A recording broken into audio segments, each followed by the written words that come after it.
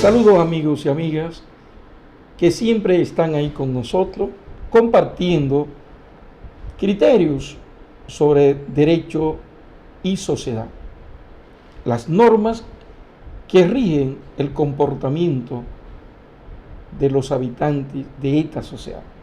Gracias por compartir con nosotros. Desde aquí siempre, la biblioteca del bufete jurídico José Cristino Rodríguez, para ustedes. Y gracias a ustedes por estar también siempre con nosotros. Hoy vamos a desarrollar un tema que tiene un carácter un poco técnico, pero que es de suma importancia, no solo para los abogados en ejercicio, para los estudiantes de Derecho, nuestros queridos jóvenes, a los cuales siempre le dedicamos menciones especiales, porque tenemos la esperanza de que forjando un buen abogado, la sociedad tendrá una buena justicia. Conforme y consciente de eso, siempre halagamos a nuestros estudiantes para que cada día se dediquen más y más a su formación, tanto intelectual, académica, como formación en su conciencia. Para ellos siempre será una entrega especial. El tema de hoy también reviste importancia para la ciudadanía en sentido general, porque se trata de los efectos de el recurso de apelación, pero vinculado con unos principios, hoy un principio que tiene rango constitucional y también vinculado con la suerte que puede ocurrir cuando usted recurre una decisión ante la Suprema Corte de Justicia. El tema de hoy, las acciones recursorias y sus efectos, pero fundamentalmente nos vamos a concentrar visto en el ángulo del derecho civil y vamos a ver recursos de apelación fundamentalmente, viendo que el recurso de apelación obviamente que está en nuestro Código de Procedimiento Civil, fundamentalmente los artículos 443 y siguientes. Y este recurso, más que caer en la normativa, hoy no vamos a centrarnos tanto en la norma, sino en los efectos. Este recurso tiene efecto dependiendo de si usted obtiene una sentencia, una decisión por un tribunal de primer grado y usted no está de acuerdo con ella, pues usted recurre en la totalidad a la sentencia ante un tribunal de alzada, que bien puede ser el tribunal de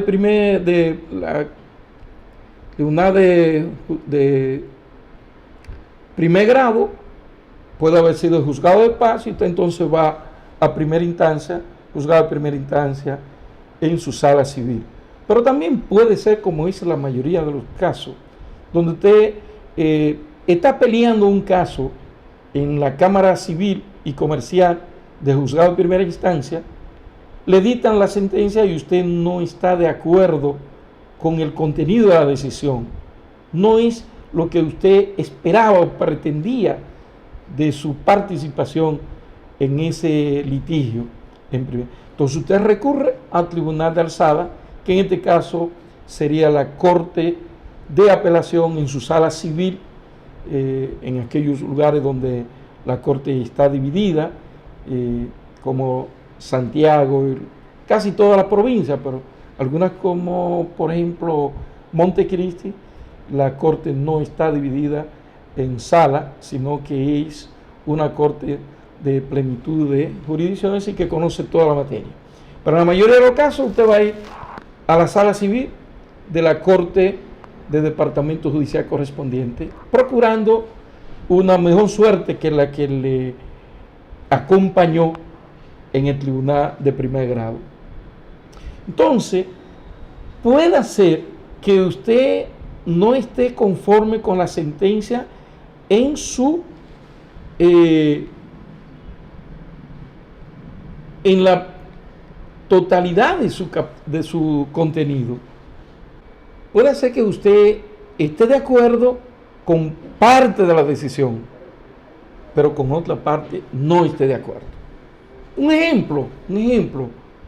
Usted pidió que le ordenen el desalojo, la rescisión del contrato de alquiler y el desalojo.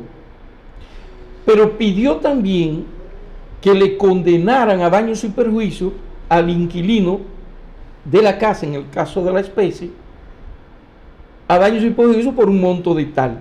El juez rescinde el contrato mediante la sentencia, ordena que se ejecute el desalojo, sin embargo, no lo complace en la condenación en daños y perjuicios.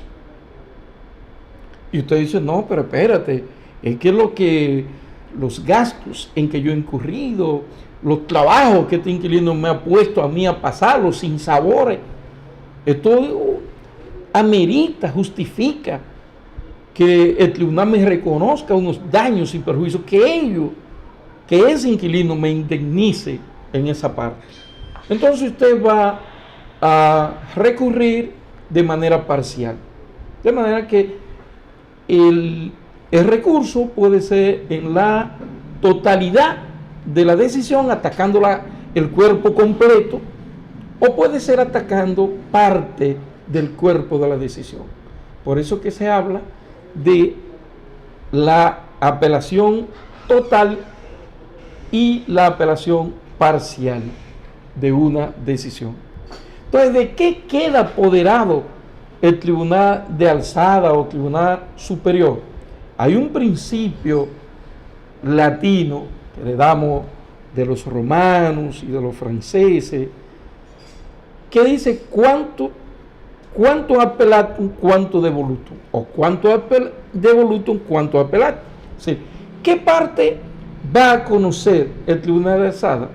La parte que usted atacó de la sentencia. Es decir, ahí usted va a estar apoderando al tribunal de esa parte,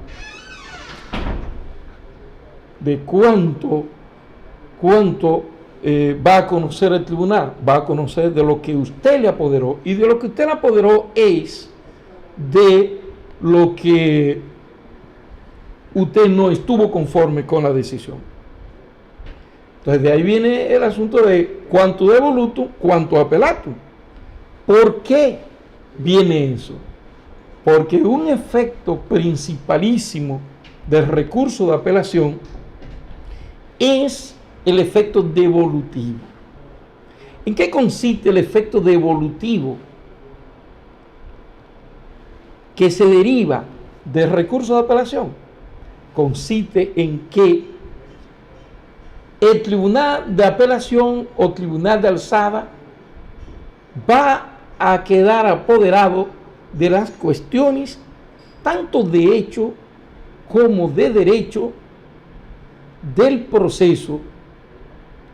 Entonces, esas cuestiones de hecho y de derecho que fueron atacadas del proceso van a ser debatidas nuevamente ante el tribunal de alzada, ante el tribunal de la apelación o tribunal de segundo grado. Repito, a menos que usted no la haya hecho la apelación parcialmente, pero podemos tomar el principio general: cuánto devoluto, cuánto apelato. Lo que va a tener el efecto devolutivo y se va a conocer nuevamente, como si no se hubiese conocido nada en primer grado, va a ser lo que usted apeló. Apeló la sentencia en su conjunto, la impugnó, la atacó, entonces va a conocer la totalidad del proceso. Usted la atacó parcialmente, entonces se va a conocer la parte que usted atacó, impugnó, etc. Entonces, ese es el efecto devolutivo. De lo que quiero con esto, que dominar bien este efecto devolutivo, por lo que voy a decir lo siguiente, a seguida. El artículo 69, numeral 9, constitucional, sobre todo de la Constitución de 2010, reformada en el 2015, recuerden. Ese artículo 69 se refiere a la tutela judicial efectiva y al debido proceso. Y en su numeral 9 establece dos ideas. La primera es que toda sentencia puede ser recurrida de conformidad con la ley. Y hay una paradita aquí para apuntar que se corre una creencia falsa en el mundo jurídico, a veces que se quiere hacer correr, otra quizá porque ignoramos, diciendo que todas las sentencias son recurribles por mandato constitucional, refiriéndose al numeral 9, primera parte de la Constitución, o mejor dicho, primera parte del numeral 9, artículo 69 de la Constitución. Craso error. El constituyente no ha dicho que todas las sentencias pueden ser recurribles. No. El constituyente ha dicho que toda sentencia puede ser recurrible de conformidad con la ley. ¿Qué ha hecho entonces el constituyente? Que ha dejado reserva de ley. Lo que significa este concepto de reserva de ley es que el legislador ordinario puede condicionar y hasta prohibir un recurso contra una sentencia determinada, como son, por ejemplo, las sentencias que versan sobre asuntos puramente preparatorios de un proceso civil, que no son recurribles, sino conjuntamente con las sentencias de fondo. Entonces, quiero dejar para mis queridos estudiantes y para la ciudadanía en sentido general, los colegas también, que no es cierto que toda sentencia de un tribunal puede ser recurrible y que eso es un mandato constitucional. No.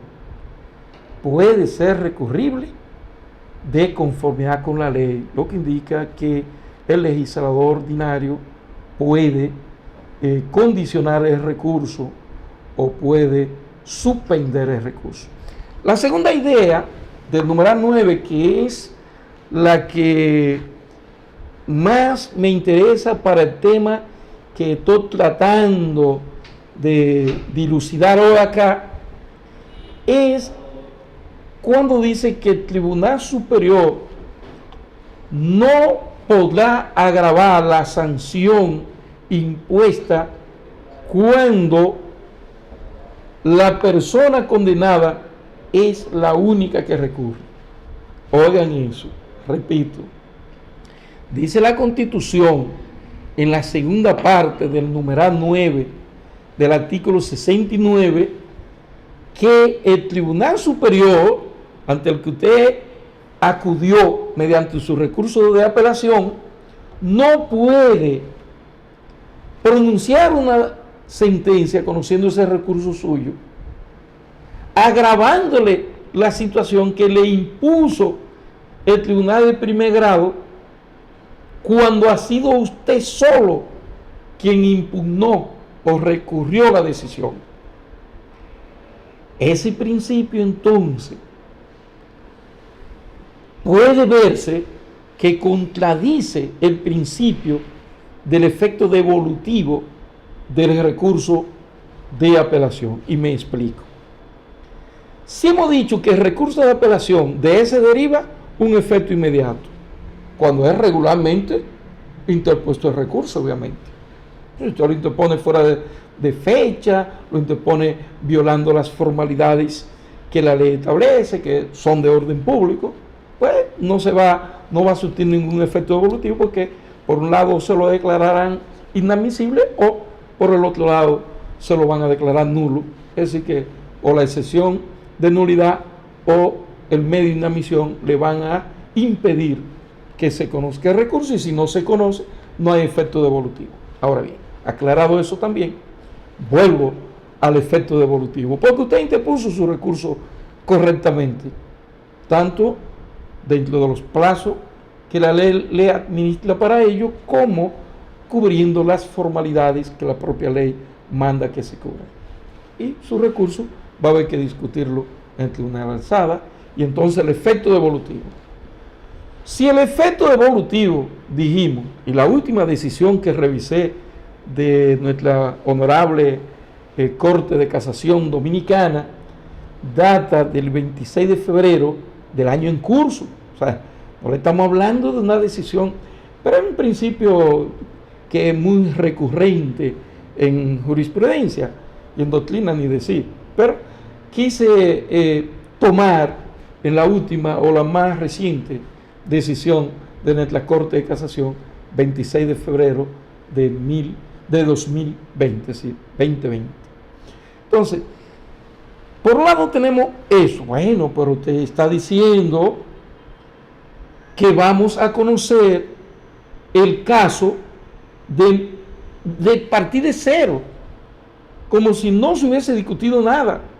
Vamos a conocer todo y a discutir todo de nuevo.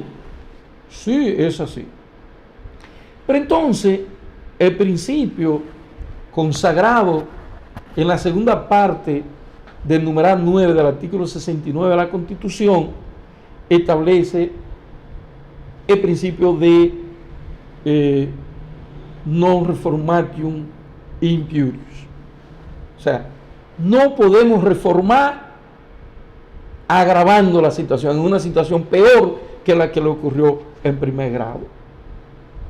Entonces, pero ustedes están pensando ahora mismo y cómo entenderlo.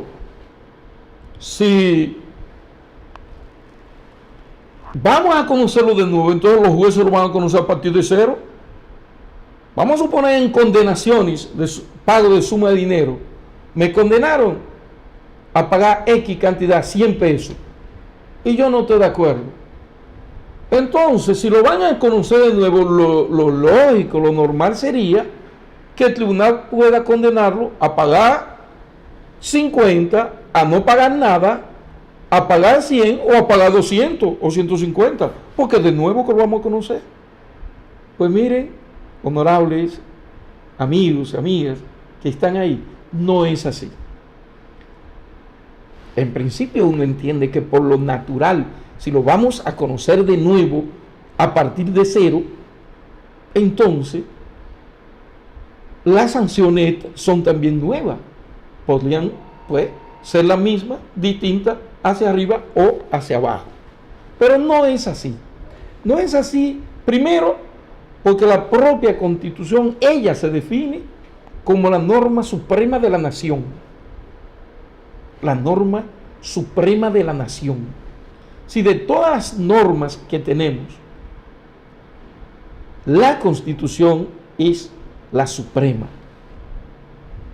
Y ella entonces se impone a todos los actos, tanto de las autoridades, incluyase ahí los jueces, como de los particulares.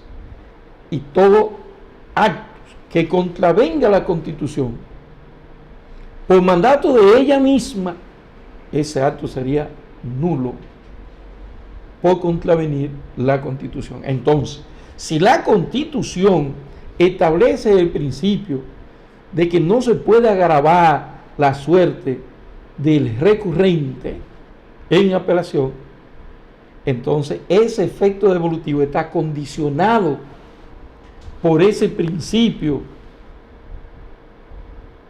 de no agravar la suerte del recurrente.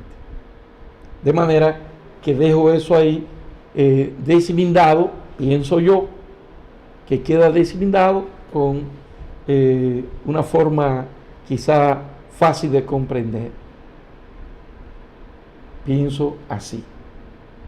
Ahora bien, debo aclarar otro puntito. Usted y yo estamos en un pleito, en un tribunal de primer grado. A usted no le gustó la decisión porque lo condenaron a pagarme suma de dinero a mí. Pero yo no estoy de acuerdo con la suma de dinero que a usted lo condenaron porque yo pedía más. Y apelamos los dos. Impugnamos los dos.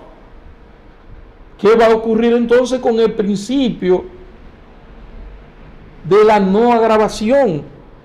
¿Qué va a ocurrir con ese principio? con ese principio ahora va a ocurrir que no aplica. ¿Por qué no aplica? Porque él mismo dice, cuando la persona condenada recurra a la decisión. Si recurren ambos, entonces aplicaría para ambos. Por tanto, como se hace muy comúnmente, recurre una parte, el otro, cuando le llega el recurso, dice, yo también voy a recurrir. Y a uno se le llama recurso principal y al otro recurso incidental. Lo de principal es por un problema de fecha, quién recurrió primero. Y lo de incidental simplemente por quién recurrió posterior. No es nada que es un incidente de proceso ni nada.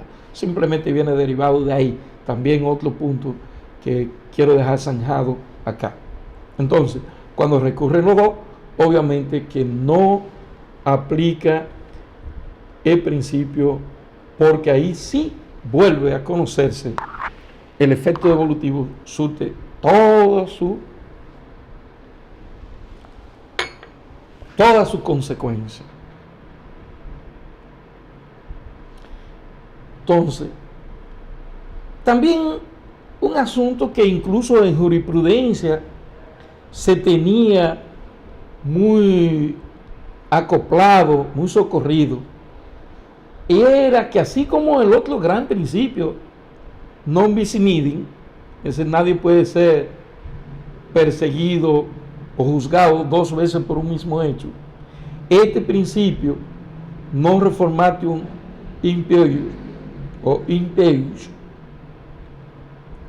impiut, como también muchos le dicen, pues se entendía que esto era lo que recurrían asuntos netamente penales.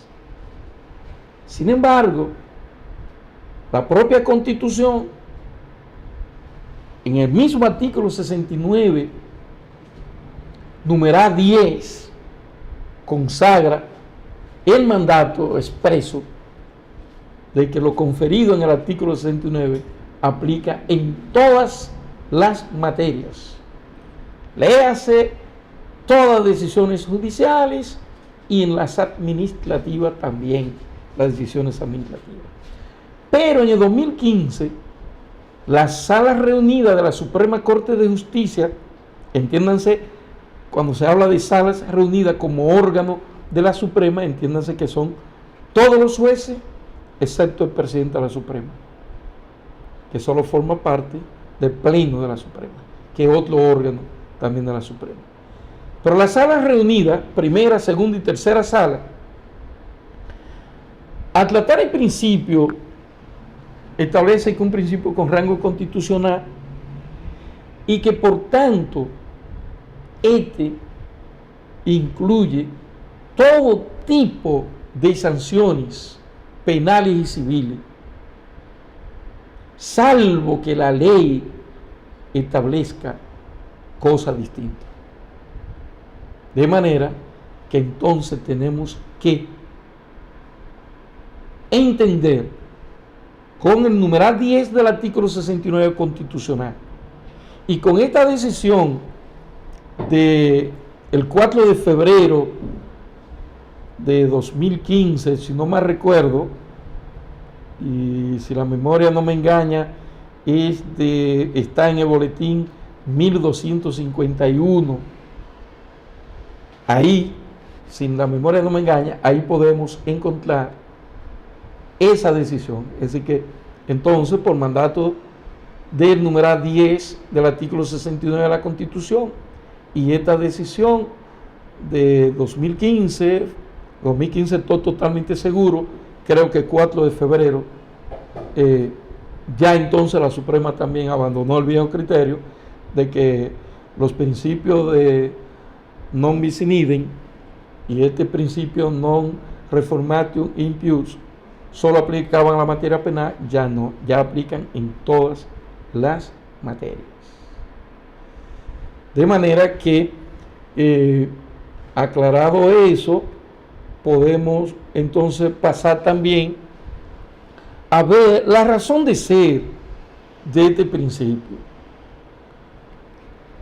El efecto devolutivo, principio non reformatio impiuts y la garantía de la decisión de recurrir. ¿Qué pasa con esto? ¿Cómo debo abordarlo de manera simple? Pienso que, ya conocido el efecto devolutivo,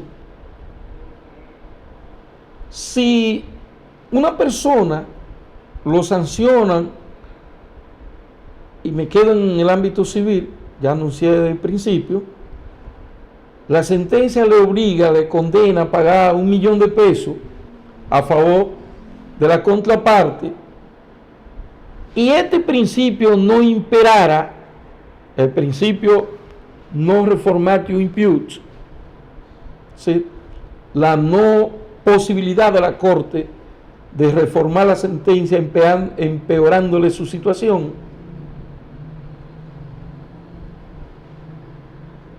que si pudiera hacerlo condenándolo a 1,5 millones, 2 millones, la parte que no está conforme con la decisión del 1 millón de pesos que lo condenaron a pagar, usted que fue condenado, usted diría, sí, pero espérate, yo tengo que pensarlo bien para recurrir. Ajá, por el efecto devolutivo, si va a conocerse nuevamente y el tribunal de alzada ante el cual yo debo llevar el recurso me puede empeorar la situación, me condenara a 2 millones de pesos, yo no estoy tan seguro cómo me va a ir. Entonces su decisión sería tambaleante. Usted estaría en una indecisión para usted poder determinar si recurre o no recurre. No sé si me doy a entender. Usted diría, bueno, pero si yo ataco la sentencia y me va peor en el tribunal de alzada, bueno, usted eso lo lleva a pensar. Ahora bien, este principio, el non reformatio impiuts, este le dice a usted, es la garantía a usted que la Constitución le ha traído, le dice, oiga, recurra, que el juez o los jueces de alzada del Tribunal Superior, ¿a qué va? No pueden empeorarla. Lo peor que le puede pasar a usted es que le confirmen la sanción o la condena que le puso el juez de primer grado o el tribunal de primer grado. Eso es lo peor que le puede pasar. Y obviamente, para que mis honorables colegas no me digan, espérate, cretino, que faltó una, que si usted no sale exitoso, no tiene ganancia de causa con su recurso, le van a condenar a pagar las costas judiciales y los gastos del proceso a favor del abogado de la contraparte, y ya le llevaría 2 estados de costas de primer grado, que a usted lo condenaron también, y ahora como le rechazan el recurso de apelación, también lo van a condenar a ese estado de costa de que se causó a consecuencia del recurso que usted interpuso. Esa es la única agravante que puede llegarle. Por tanto, la Constitución lo que le ha traído a usted es una garantía. Decida que no hay problema. La suerte suya no puede ser empeorada con su propio recurso. Entonces usted ya no tiene que pensarlo. No, está bien, el estado de costa que se produzca, los gastos de recursos, si pierdo yo estoy dispuesto a pagarlo, pero yo voy a buscar que este 1 millón de pesos, que fue la sanción que me impuso el tribunal de primer grado, yo voy a procurar que revoquen eso, como lo vamos a discutir de nuevo, y no me pueden empeorar. Yo voy a procurar que me revoquen esa decisión, que no me condenen a nada, o en un caso, en el peor de los casos, voy a ver si la Corte o el Tribunal de Alzada, no necesariamente tiene que ser la Corte, ya dije que podía ser de primer grado, primera instancia, me baja la condena en un por ciento, vamos a decir 50%. ¿Sí? El principio non reformatio impiutus le garantiza a usted su decisión de que no esté en la posición que veíamos ahorita, vacilando si recurro o no recurro. Entonces quiero, con esto lo que esto es, en esencia, haciendo un razonamiento combinado de los principios del efecto devolutivo del recurso de apelación, de el principio de no reformar la sentencia en su contra y del principio de la garantía que tiene el recurrente de que no le tiembla el pulso cuando decide ir a usar un derecho que la ley y la Constitución le consagra de recurrir esa decisión. Ese es más o menos el análisis que estoy haciendo y que quiero dejar sembrado en ustedes. No sé si lo logre, ojalá que sí. Pienso que está planteado de manera didácticamente asequible, llegable. También tenemos otro tema que quiero tocar. No quiero desconectarme de ustedes sin tocar otro tema, para luego caer en ver una decisión reciente de la Suprema Corte de Justicia. Permisito. ¿Saben cómo es? Cafecito. Entonces, quiero también establecer un vínculo entre el principio non reformatio impiutus y los efectos de recurso de casación. Quiero establecer ese vínculo. Obsérvese que ahora vamos a separarnos de lo que estábamos diciendo. Fíjense que la Suprema Corte de Justicia, el efecto de recurso de casación no tiene efecto devolutivo. El recurso de casación, perdón, no tiene efecto devolutivo, no. El recurso de casación no va a conocer los hechos. Allí no se va a discutir nada de los hechos que se discutieron en el primer grado, ni tampoco en el tribunal de alzada. En la Corte de Casación, lo que vamos a discutir es si en ese caso el derecho fue bien o mal aplicado. Es decir, es un juicio a la sentencia, no al caso en sí. Eso es lo que quien recurre en casación se queja, plantea críticas al tribunal de segundo grado, a la Corte, por ejemplo. Critica a la Corte de que le malaplicó el derecho, de que inobservó la ley,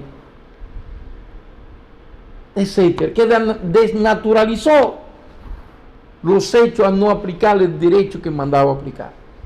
De eso se va a quejar. Esas son las críticas. A eso le llamamos técnicamente medios de casación. Y eso es lo que en la Corte Suprema se va a examinar. En el caso de la materia civil, que he tomado el ejemplo para tratarlo, la primera sala, que trata lo civil y lo comercial de la Suprema Corte de Justicia. Pero no va a conocer los hechos. Si usted le lleva quejándose de los hechos, que primer grado, que esto, le van a rechazar el recurso en virtud de que son cosas que no se tratan en casación. Por tanto, no tiene efecto devolutivo. Casación hace una de dos cosas. O casa la sentencia, que lo mismo decir, acoge el recurso, está de acuerdo con las críticas o con algunas de ellas que formula y plantea en sus medios. Quien no esté de acuerdo con la decisión de la Corte es decir, el recurrente. Casar la sentencia y anularla. Esa sentencia entonces se tiene por no obtenida y vuelve el caso a la situación que se conoció en primer grado. Vuelve a prevalecer la sentencia en primer grado, toma vida de nuevo y va a otra corte o a otra sala de la corte que lo conoció, pero nunca al mismo tribunal, a la misma sala que conoció el recurso, sino de la misma categoría pero distinta. Hoy, como las cortes se dividen en salas, la mayoría, no todas, puede ir a la misma corte a otra sala, pues normalmente también la mandan a otra corte para que conozca el recurso de apelación de nuevo. Puede darse también que la casación sea parcial. O sea, la Suprema Corte de Justicia dice: estoy de acuerdo en esta parte de la decisión atacada, y aquí en esa parte los jueces aplicaron bien la ley, independientemente de las quejas o críticas que plantea usted que recurrió. Pero el recurrente sí tiene razón en esta parte de la decisión. Aquí los jueces no aplicaron bien el derecho, inaplicaron el derecho o lo aplicaron de manera errónea. Y esta parte la anulo y dejo viva esta parte de la decisión. Eso es una casación parcial, donde una parte de la decisión ya se convierte en definitiva, lo que comúnmente se escucha como adquiere la autoridad de la cosa irrevocablemente juzgada, y la otra parte va a conocerse en el tribunal de envío. Ahora bien, vamos a suponer que la casación fue total, porque la otra parte de que la Suprema puede, no lo he referido, perdón, es que la Suprema puede rechazarle el recurso en su totalidad. Al rechazarle su recurso le ha dicho: mire, el lagrimeo, los gritos que usted me trae aquí son infundados, no tienen razón, su crítica, su queja, no. Usted puede no estar de acuerdo, pero el tribunal de donde viene esta sentencia, le llamamos técnicamente tribunal acuo, de donde viene la sentencia, aplicó bien el derecho, se le rechaza su recurso y esa sentencia entonces ya es definitiva, salvo si ha tocado algunos asuntos constitucionales o usted entiende que se le violaron derechos constitucionales, que entonces usted recurre mediante un recurso de revisión de jurisdicción, de decisión jurisdiccional ante el Tribunal Constitucional. Pero quedémonos en la Suprema. Entonces, eso es. Vamos al caso, dentro de las 3 opciones que le dije, vamos al caso que la Corte de Casación acogió totalmente su recurso, lo que implica que anuló la decisión que usted criticaba, la decisión de la Corte, en el caso, y envía a otra Corte. La otra Corte va a conocer el recurso de nuevo. ¿Qué ocurrió en una decisión de ahora? Una decisión de marzo, 16 de marzo de este año. ¿Qué ocurrió? Ocurrió lo siguiente, y explicarle este caso, con ello quiero concluir el programa, pero me va a llevar unos cuantos minutos, no se me desespere. Una persona le son embargadas sus cuentas bancarias de manera retentiva.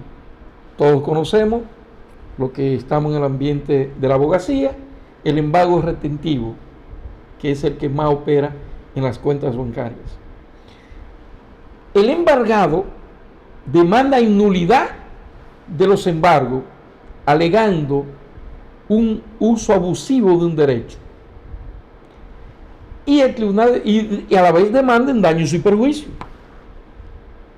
El tribunal de primer grado declara nulo el embargo que se hizo en varios bancos y condena a quien ejecutó ese embargo a pagar 30 millones de pesos a favor de el embargado, ahora demandante.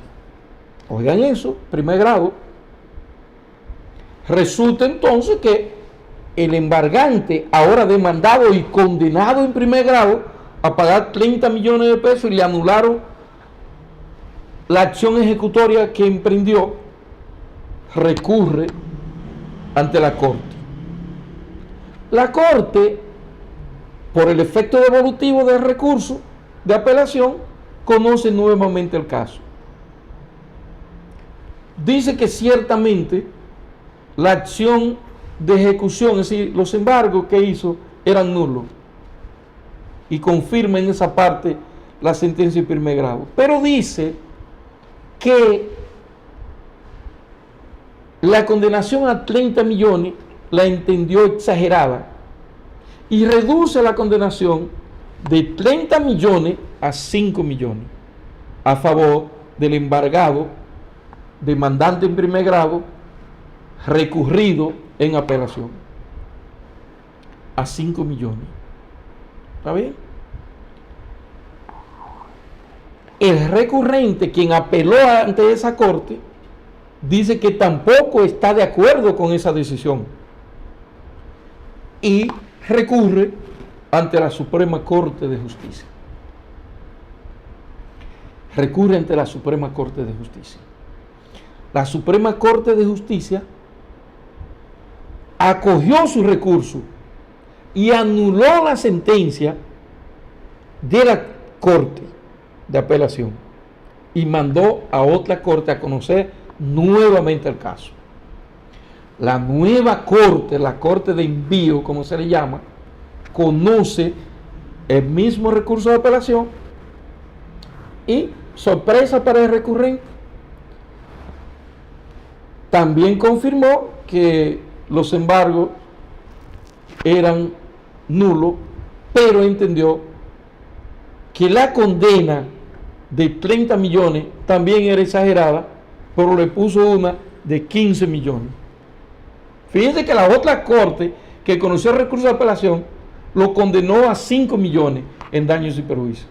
Esta segunda corte o corte de envío le bajó, aplicó el principio, le bajó de los 30 millones de primer grado a 15 millones. El hombre dice, no, pero así no. Recurre nuevamente en casación ante la Suprema Corte de Justicia de nuevo, primera sala de la Suprema, alegando el principio que ya hemos explicado y referido varias veces, de que a esa corte no le podía agravar la situación de que le había tocado en la corte anterior, porque esa corte había sido apoderada como consecuencia de un recurso de casación que él interpuso, y que entonces no puede su propio recurso producirle una reforma peor, una condenación peor. La Suprema Corte de Justicia dijo, y esta es la parte que queremos compartir con ustedes, la Suprema Corte de Justicia dijo lo siguiente, que la sentencia de la primera corte, la que originó el primer recurso de casación, no existía, que no podía alegar que le estaban agravando la situación de una sentencia que no existía, porque la Suprema la anuló cuando casó, cuando cogió su recurso. Que por tanto la segunda corte no le ha agravado la situación, porque no puede compararlo con la corte anterior, porque eso no existe, ni existió, porque fue nula esa sentencia, por vía y consecuencia de la casación. Que como la segunda corte